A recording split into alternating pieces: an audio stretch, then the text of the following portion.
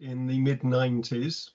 He was a student at the ACCA Practicing Certificate course where I was one of the lecturers, and he found my talk on insolvency very interesting and wondered if I might be willing to come back to London in order to give a presentation at Regent's Park to his co-members of AIMS. And I think this was in the mid-90s. He was the AIMS member at Norwich. I'm still in touch with him, even though he's long since retired. And I've given a talk probably at most of your conferences since that time. So I've been involved with AIMS since, I would think, 96, 97 at the latest.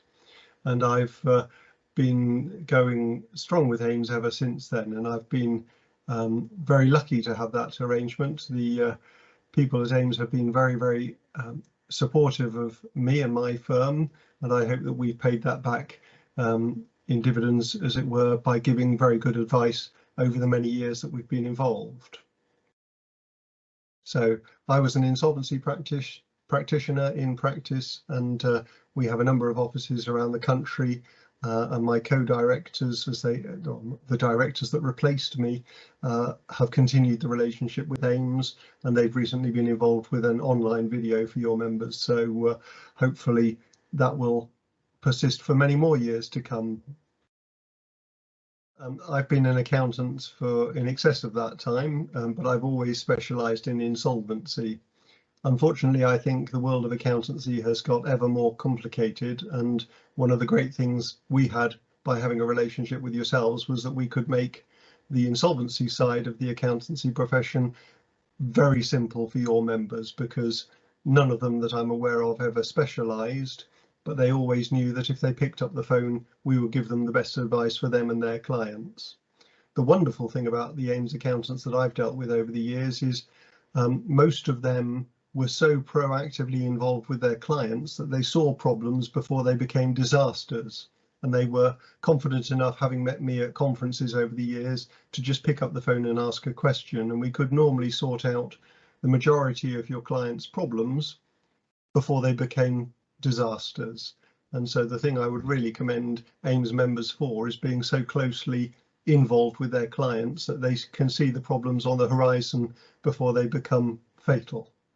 It's the mid-1990s, and I've been probably to all of the conferences that I possibly could get to over the time since then. Initially, when I started, there were about 20 members, and I know there were over 300 at the last few meetings that I attended.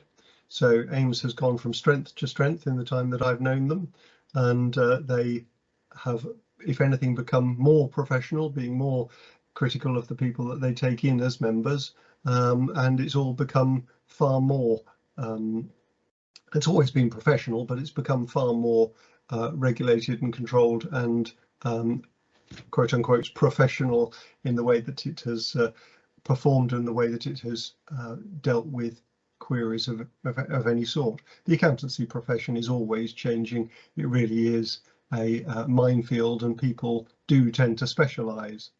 The AIMS accountants that I've come across tended to be generalists and general practitioners, but the AIMS reach to other partners such as myself and others was to provide the expertise in areas that weren't within the, if you like, common or garden area for your members to call upon when that extra reach was needed, which wasn't very often. So the great thing, again, having so many members spread all over the country, was that we were getting inquiries from all over the place, from very different people, but very rarely the same person on more than 2 or 3 occasions over the duration. So no, very well done to all of the AIMS accountants for being part of an organisation that seems to have its finger on its members, its clients' pulse. They see what's going on as it's going on, and it's not like an awful lot of accountants that seem only to turn up at the year end and provide a bill along with the accounts at the end of a year. The AIMS accountants I've met have all been very proactive and very keen to be involved with the people that they had as clients.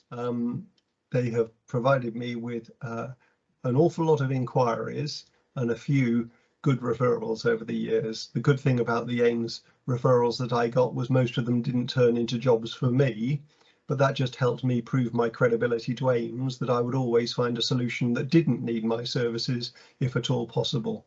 And other AIMS members would encourage their co-members to contact me if they had clients in difficulty, because, you know, good work begets more introductions, and we always played the long game.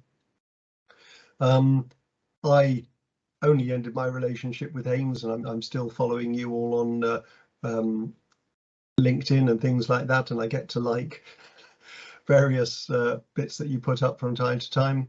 But the only reason I ended that relationship was because I've retired, and I'm in that fortunate position where I've been able to give my business to my employees.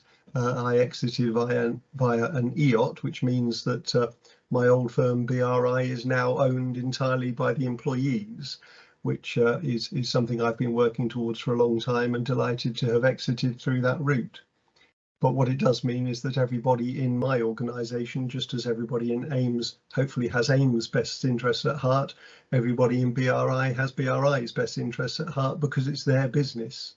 And if you like, we're the John Lewis of the insolvency world.